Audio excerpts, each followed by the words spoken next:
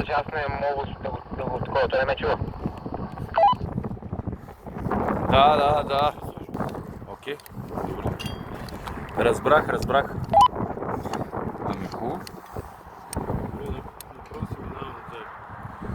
Той много добре го отклонява сега, ама там не знам към края. Да, много е добре.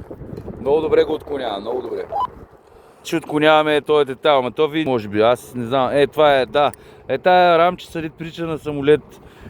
Тук ще я сложим, нали, да измерва вятъра. Тя между другото и в момента го сега ще видите. Много интересно. Виждате ли?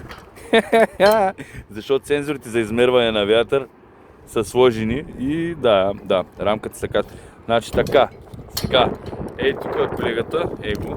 Той само да ви каже, че колегата се оказа, че освен алпинист и кой беше? Да, и инфлуенсър и освен това и диджей. И сега тук се обаждат някакви хора, дето искат поздрави.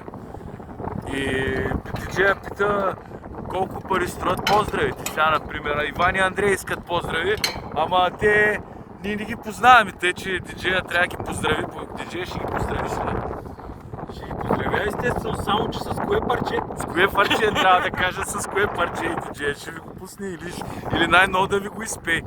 Така че кажете кое е парчето и няма проблем. Дърти сме! Да, така, това е най-новото парче, което е много яко. Значи, примерно, Иван и Андрей не ги познаваме. Ще да ударили някъде в кулата, бе. Оп, спри. Спри. Я му кажи да се отдръпне. Да издърпа. Или да се отдръпне. То кой е по-близо всъщност?